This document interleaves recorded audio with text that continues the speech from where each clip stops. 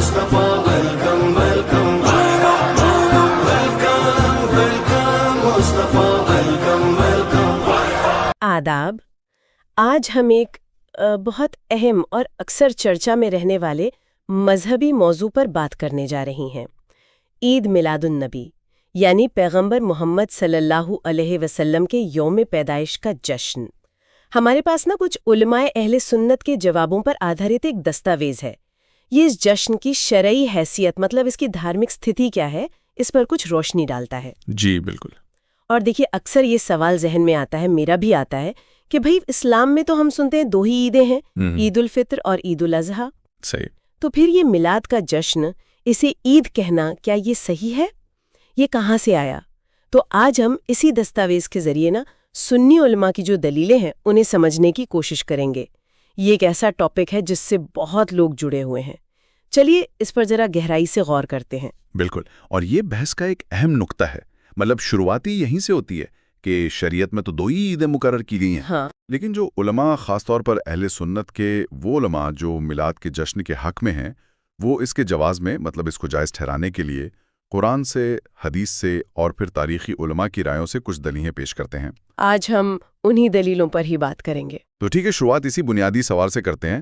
اگر صرف 2 عیدیں ہیں شرعی طور پر، تو پھر میلاد کو عید کیوں کہا جاتا ہے اور اسے منانے کی کیا وجہ یا دلیل دی جاتی ہے؟ دیکھیے، جو علماء اس کے حق میں ہیں وہ سب سے پہلے ایک بات صاف کرتے ہیں، وہ یہ کہ میلاد کو عید الفطر یا عید الاضحیٰ جیسی شرعی عید کا درجہ نہیں دیا جا رہا، مطلب یہ ان 2 فرض یا واجب عیدوں جیسی نہیں ہے۔ اچھا، یہ فرق ضروری ہے۔ جی ہاں، بلکہ اسے اللہ کی ایک بہت بڑی نعمت، جو کہ نبی صلی اللہ علیہ وآلہ وسلم کی دنیا میں تشریف آوری ہے، اس پر شکر کا اظہار کرنے کا ایک ذریعہ یا طریقہ مانا جاتا ہے۔ یعنی یہ ان 2 مین عیدوں کے برابر نہیں ہے، بلکہ ایک طرح سے تھینکس گیونگ جیسا شکریہ ادا کرنے کا دن ہے۔ ہاں، آپ کہہ سکتے ہیں ایک طرح سے اللہ کا شکر ادا کرنا کہ اس نے اتنی بڑی نعمت ہمیں دی۔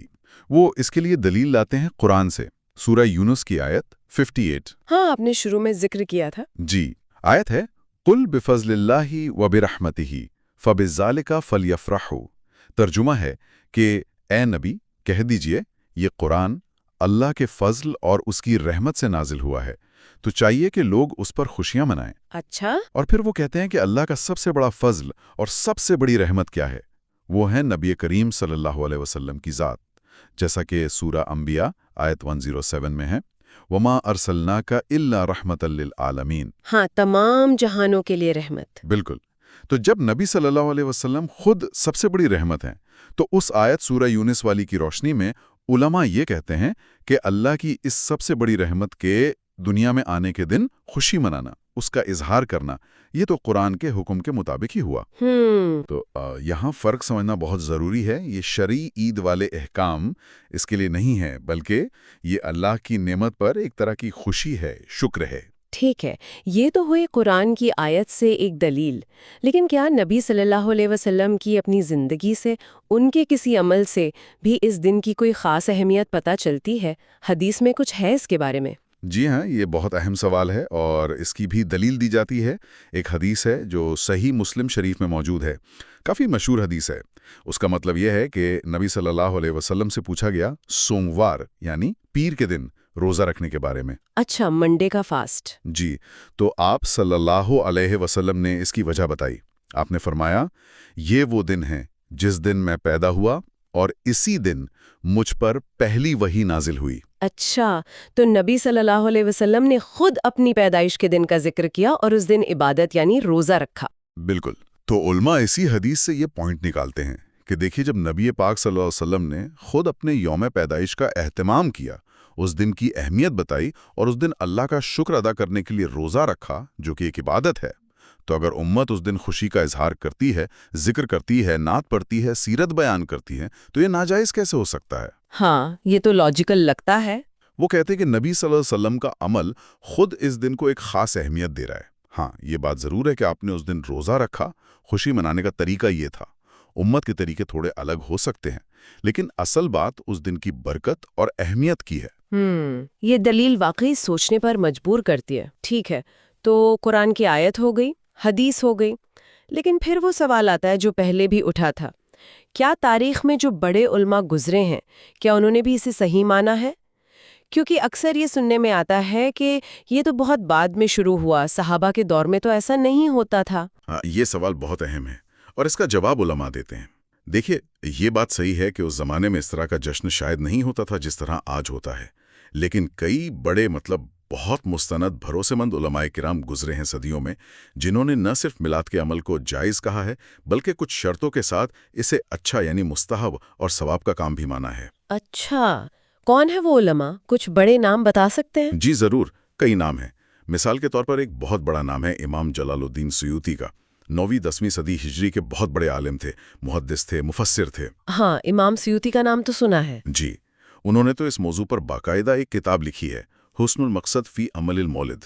اس میں وہ صاف لکھتے ہیں کہ میلاد کے لیے جمع ہونا، قرآن پڑھنا، نبی صلی اللہ علیہ وسلم کی پیدائش اور ان کی زندگی کے واقعات بیان کرنا، پھر خوشی کا اظہار کرنا، یہ سب بدعت حسنہ ہیں، یعنی اچھی نئی چیزیں ہیں جن پر کرنے والے کو ثواب ملے گا۔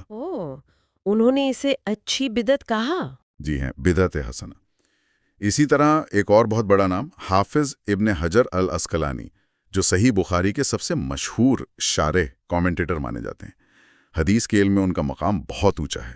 ہاں، ابن حجر کا نام بھی بہت بڑا ہے۔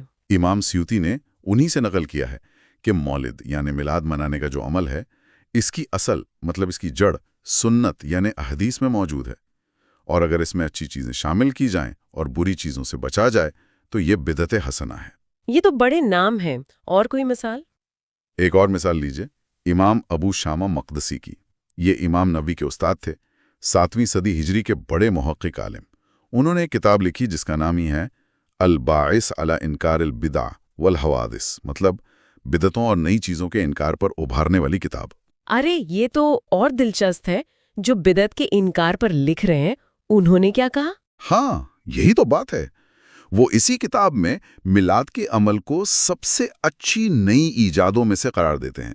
وہ کہتے ہیں کہ اس دن صدقہ کرنا، خیرات کرنا، نیکی کرنا، خوشی ظاہر کرنا، نبی صلی اللہ علیہ وسلم پر درود بھیجنا، یہ سب نبی صلی اللہ علیہ وسلم سے محبت اور ان کی عزت کا اظہار ہے، اور اللہ کا شکر ہے کہ اس نے نبی صلی اللہ علیہ وسلم کو بھیج کر ہم پر اتنا بڑا احسان کیا۔ کمال ہے، یعنی بدعتوں پر لکھنے والے عالم خود میلاد کو اچھی بدعت کہہ رہے ہیں؟ جی، اس سے یہ پتہ چلتا ہے کہ وہ علماء ہر نئی چیز کو آنکھ بند کر کے غلط نہیں کہتے تھے۔ وہ فرق کرتے تھے کہ کون سی نئی چیز دین کے اصولوں کے مطابق ہے اور کون سی نہیں۔ اسی طرح امام قسطلانی ہیں، 10ویں صدی کے عالم۔ ان کی مشہور کتاب ہے المواہب اللدنیہ۔ اس میں وہ لکھتے ہیں کہ بھئی نبی صلی اللہ علیہ وسلم کی پیدائش کے مہینے میں ربیع الاول میں اہل اسلام ہمیشہ سے محفلیں کرتے آئے ہیں، دعوتیں کرتے ہیں، صدقہ خیرات کرتے ہیں، خوشی مناتے ہیں، نیکی کے کاموں میں بڑھ چڑھ کر حصہ لیتے ہیں۔ اور اگر ہم تھوڑا اور قریب آئیں، اپنے علاقے بھارتی اپ مہادویپ کی بات کریں، یہاں کے علماء کا کیا نظریہ رہا ہے؟ یہاں بھی جو بڑے علماء گزرے ہیں ان میں سے اکثر نے اس کی حمایت ہی کی ہے، انہی شرطوں کے ساتھ، جیسے اعلیٰ حضرت امام احمد رضا خان بریلوی۔ جی، فقہ میں اور دوسرے اسلامی علوم میں ان کا بہت بڑا نام ہے۔ جی ہاں، بریلوی مسلک کے پیشوا مانے جاتے ہیں۔ جی، انہوں نے اپنے فتاوی رضویہ میں اس پر بہت تفصیل سے ڈیٹیل میں بحث کی ہے۔ ان کا بھی نتیجہ یہی ہے کہ میلاد کی محفل کرنا جس میں نبی صلی اللہ علیہ وسلم کی تعریف ہو، ان کی سیرت کا ذکر ہو، درود و سلام پڑھا جائے، خوشی منائی جائے، یہ جائز ہے اور مستحب ہے، یعنی پسندیدہ عمل ہے۔ لیکن وہ اس بات پر بہت زیادہ زور دیتے ہیں، بہت سختی سے کہتے ہیں کہ یہ سارے کام شریعت کے دائرے میں ہونے چاہیے۔ ہر قسم کی برائیوں سے، غیر شرعی رسموں سے، فضول خرچی سے، دکھاوے سے بالکل پاک ہونے چاہیے۔ تو ان سب بڑے علماء کے حوالوں سے یہ بات تو صاف ہوتی ہے کہ اس عمل کی حمایت، اس کی جڑیں اسلامی تاریخ میں ملتی ہیں۔ جی ہاں، ملتی ہیں۔ لیکن پھر بھی وہ جو بدعت والا سوال ہے وہ کہیں نہ کہیں گھوم پھر کر آ ہی جاتا ہے۔ آپ نے بدعت حسنہ کا ذکر کیا، کیا اس پر تھوڑی اور روشنی ڈال سکتے ہیں؟ یہ تھوڑا کنفیوزنگ لگتا ہے کہ دین میں کوئی نئی چیز اچھی کیسے ہو سکتی ہے؟ ہاں، یہ واقعی ایک بہت نازک اور سمجھنے والا نقطہ ہے۔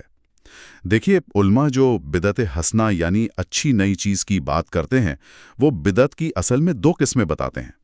پہلی قسم ہے بدعت سیاح یا بدعت ضلالہ، وہ نئی چیز جو دین کے کسی ثابت شدہ حکم یا اصول کے خلاف ہو، یا जिसे दीन का हिस्सा समझकर इजाद किया जाए जबकि वो दीन से साबित ना हो, ऐसी बिदत यकीनन गलत है, गुमराह करने वाली है, इसमें कोई शक नहीं। ठीक है, ये तो समझ आया, बुरी बिदत। जी, लेकिन वो कहते हैं कि एक दूसरी किस्म भी है जिसे बिदत हसना, अच्छी नई चीज़, या कभी बिदत लुग़विया यानी सिर्फ ज़बान के लिहाज से नई चीज़ कहा जाता है। ये वो नया काम या नया तरीक़ा है जो ज़ाहिरी तौर पर अपनी शक्ल में नबी सल्लल्लाहु अलैहि वसल्लम या सहाबा के ज़माने में शायद मौजूद नहीं था। हाँ, लेकिन उसकी असल, उसकी बुनियाद या उसका मकसद दीन के उसूलों के मुताबिक है और वो किसी दूसरे शरई हुक्म से टकराता भी नहीं है। अच्छा, तो मिलाद के मामले में ये कैसे फिट होता है?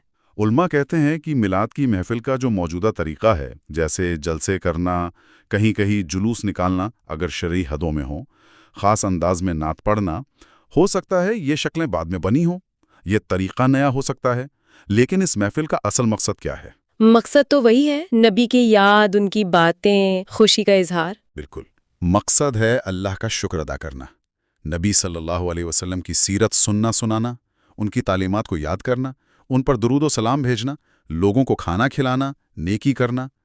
अब ये सारे काम, शुक्र अदा करना, सीरत सुनना, दुरूद पढ़ना, खाना खिलाना, ये सब तो अपनी ज़ात में नेक और पसंदीदा अमल है ना। ये तो कुरान और सुन्नत से साबित हैं।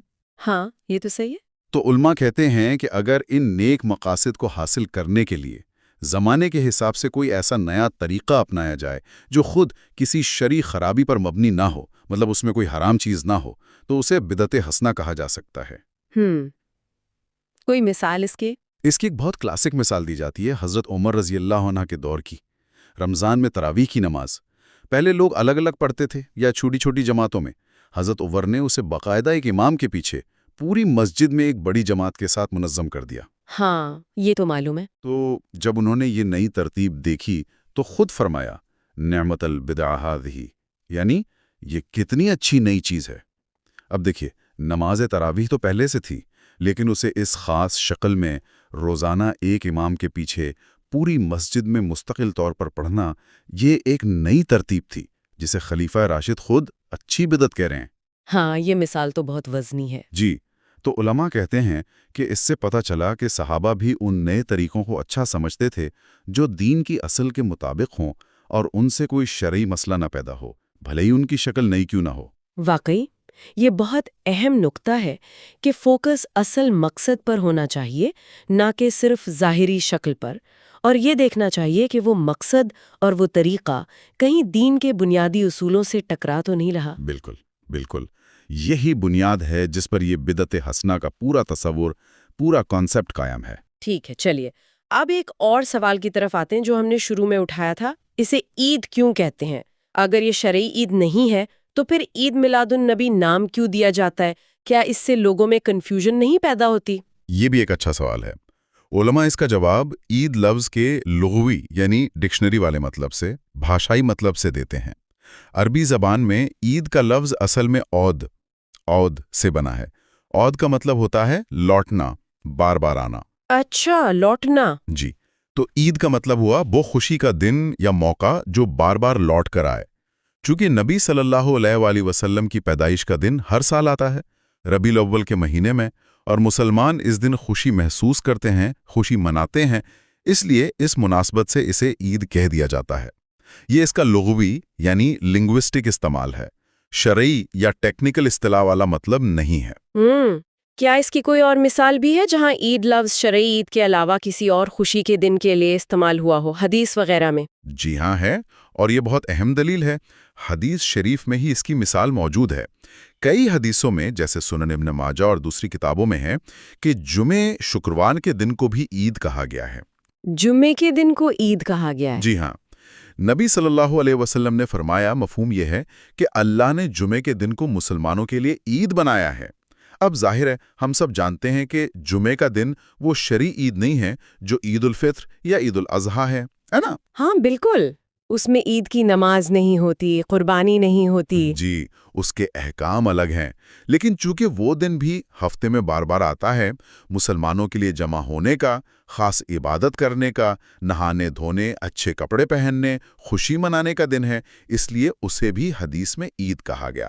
تو اس سے پتہ چلا کہ عید کا لفظ صرف ان 2 سالانہ تہواروں تک ہی لمیٹڈ نہیں ہے، بلکہ لغوی طور پر بھاشا کے لحاظ سے ہر اس دن کے لیے استعمال ہو سکتا ہے جو خوشی کا ہو اور بار بار لوٹ کر آئے۔ تو مطلب یہ ہوا کہ جب ہم عید میلاد النبی کہتے ہیں تو اس کا مطلب ہوتا ہے نبی کی پیدائش کی وہ خوشی جو ہر سال لوٹ کر آتی ہے۔ جی اس کا مطلب یہ نہیں کہ یہ کوئی تیسری شرعی عید بن گئی۔ بالکل صحیح سمجھا آپ نے، یہ لغوی معنی میں عید ہے، شرعی معنی میں نہیں۔ اس فرق کو سمجھنا بہت ضروری ہے تاکہ کوئی غلط فہمی نہ ہو۔ ٹھیک ہے، تو ہم نے اب تک قرآن کی آیت دیکھی، حدیث میں نبی صلی اللہ علیہ وسلم کے عمل کا ذکر دیکھا، کئی بڑے پرانے علماء کے قول سنے، بدعت حسنہ کی تشریح سمجھی اور عید لفظ کے مطلب پر بھی بات کی۔ ان سب دلیلوں کی روشنی میں آخرکار علماء اہل سنت جو اس کے قائل ہیں، ان کے نزدیک میلاد منانے کا نچوڑ کیا ہے؟ مطلب فائنل حکم کیا نکلتا ہے؟ جی، ان تمام دلائل کا اگر ہم جائزہ لیں تو جو علماء اہل سنت میلاد کے جواز کے قائل ہیں وہ عام طور پر یہ نتیجہ نکالتے ہیں۔ اس میں 3 باتیں اہم ہیں۔ پہلی بات، میلاد النبی صلی اللہ علیہ وسلم کا جشن منانا جس میں اللہ کا ذکر ہو، نبی صلی اللہ علیہ وسلم کی سیرت اور تعلیمات کا بیان ہو، نعت شریف پڑھی جائے، درود و سلام بھیجا جائے، غریبوں کو کھانا کھلایا جائے اور اللہ کی اس عظیم نعمت پر خوشی کا اظہار کیا جائے، یہ اسلام میں فرض یا واجب نہیں ہے۔ فرض یا واجب نہیں ہے؟ جی نہیں، اور نہ ہی یہ سنت موقدہ ہے، مطلب وہ سنت جس پر بہت زیادہ زور دیا گیا ہو۔ اس کا مطلب یہ ہوا کہ اگر کوئی مسلمان یہ جشن نہیں مناتا ہے تو وہ گنہگار نہیں ہوگا، اس پر کوئی پکڑ نہیں ہے۔ ٹھیک ہے، یہ پہلی بات ہو گئی۔ دوسری بات، یہ عمل اپنی ذات میں جائز یعنی پرمیسیبل ہے اور مستحب یعنی ریکمینڈڈ پریفریبل ہے، یعنی شریعت اس کی اجازت دیتی ہے اور اسے کرنا ایک اچھا کام، ایک پسندیدہ عمل اور ثواب کا باعث سمجھا جاتا ہے، لیکن شرط وہی ہے کہ اسے نیک نیت سے اور صحیح طریقے سے کیا جائے۔ جائز اور مستحب، ٹھیک ہے۔ اور تیسری اور شاید سب سے اہم بات جس پہ یہ سبھی علماء، چاہے وہ امام سیوطی ہوں، ابن حجر ہوں یا اعلیٰ حضرت ہوں، سب بہت زور دیتے ہیں، وہ یہ ہے کہ میلاد کا جشن اور اس کی جتنی بھی تقریبات ہیں، جتنے بھی پروگرام ہیں، وہ ہر قسم کی بدعاتوں، خرافات یعنی بیکار کی رسموں اور شریعت کے خلاف کاموں سے بالکل پاک ہونے چاہیے۔ ایبسلیوٹلی کلین، یعنی اس میں کوئی غلط کام نہیں ہونا چاہیے۔ بالکل۔ کوئی بھی ایسا کام نہ کیا جائے جس سے اللہ یا اس کے رسول صلی اللہ علیہ وسلم نے منع فرمایا ہو۔ مثال کے طور پر فضول خرچی نہ ہو، دکھاوا نہ ہو۔ آج کل یہ بہت عام ہو گیا ہے، مردوں اور عورتوں کا غیر شرعی اختلاط، مطلب فری مکسنگ نہ ہو، حرام موسیقی، گانے بجانے، ڈانس وغیرہ سے بالکل بچا جائے، کسی کی عبادت میں کسی کے آرام میں خلل نہ پڑے، جیسے دیر رات تک سڑکوں پر شور شرابہ کرنا یا راستے بند کر دینا، یہ صحیح نہیں ہے۔ اور کوئی بھی ایسی رسم نہ اپنائی جائے جس کا اسلام سے، قرآن و سنت سے کوئی لینا دینا نہ ہو۔ یہ شرطیں بہت ضروری ہیں۔ جی ہاں، ان علماء کے نزدیک میلاد کا اصل مقصد صرف اور صرف اللہ کا شکر ادا کرنا ہونا چاہیے، نبی صلی اللہ علیہ وسلم سے اپنی سچی محبت کا اظہار کرنا، ان کی سیرت اور ان کی تعلیمات کو عام کرنا، اور سب سے بڑھ کر اپنی زندگی کو ان کے بتائے ہوئے نورانی راستے پر ڈھالنے کا پکا ارادہ کرنا۔ اگر یہ مقاصد حاصل ہو رہے ہیں اور کوئی غیر شرعی کام نہیں ہو رہا تو پھر یہ جشن منانا جائز بھی ہے اور مستحب بھی۔ بہت شکریہ، آپ نے بہت تفصیل سے اور واضح انداز میں سمجھایا۔ تو آج ہم نے علماء اہل سنت کے ایک اہم نقطۂ نظر کو سمجھنے کی کوشش کی کہ وہ عید میلاد النبی صلی اللہ علیہ وسلم کے جشن کو کن دلیلوں کی بنیاد پر جائز اور مستحب سمجھتے ہیں۔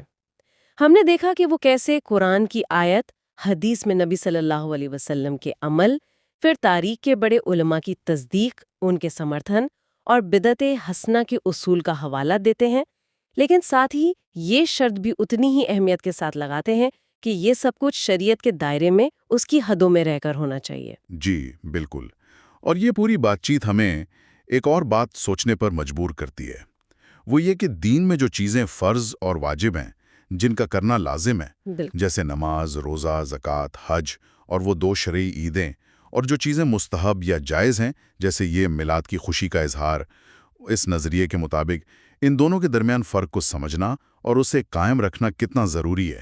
ہاں، یہ بہت ضروری ہے۔ دونوں کا اپنا اپنا مقام ہے، انہیں آپس میں مکس نہیں کرنا چاہیے۔ فرض کو فرض کی جگہ رکھنا چاہیے، مستحب کو مستحب کی۔ واقعی۔ اور چلتے چلتے نا ایک خیال ذہن میں آ رہا ہے، یہ جو بدعت حسنہ یعنی اچھی نئی چیز کا تصور ان علماء نے پیش کیا، یہ صرف میلاد کے مسئلے تک ہی تو محدود نہیں ہے نا؟ نہیں، بالکل نہیں، یہ ایک اصول ہے۔ تو ذرا سوچئے، آج کی ہماری زندگی کتنی تیزی سے بدل رہی ہے، ٹیکنالوجی ہے، کمیونیکیشن کے نئے نئے طریقے آ گئے ہیں، تو دین کی تعلیم دینے کے لیے، دین کی بات پھیلانے کے لیے بھی تو ہم نئے ذرائع، نئے مادھیم استعمال کرتے ہیں، جیسے ہم ابھی کر رہے ہیں۔ تو بنیادی اصول ہیں، جو کور پرنسپلز ہیں، ان پر مضبوطی سے قائم رہتے ہوئے زمانے کے جو نئے طریقے ہیں، نئے چیلنجز ہیں، ان سے کیسے نپٹیں، کہاں ہم نئی چیز کو اپنا سکتے ہیں تاکہ دین کا کام آسان ہو، اور کہاں ہمیں رکنا ہوگا، یہ کہنا ہوگا کہ نہیں، یہ چیز دین کے مزاج کے خلاف ہے۔ یہ ایک سوال ہے جس پر شاید ہم سب کو اور غور و فکر کرنے کی ضرورت ہے۔ بہت خوب کہا آپ نے، یہ واقعی غور کرنے والا نقطہ ہے۔ تو اسی خیال کے ساتھ آج کی یہ بات چیت یہیں ختم کرتے ہیں۔ امید ہے کہ سننے والوں کو یہ جانکاری مفید لگی ہوگی اور کچھ سوچنے کا موقع ملا ہوگا۔ آپ کا بہت شکریہ ہمارے ساتھ جڑنے کے لیے۔ آپ کا بھی شکریہ۔ خدا حافظ۔ خدا حافظ۔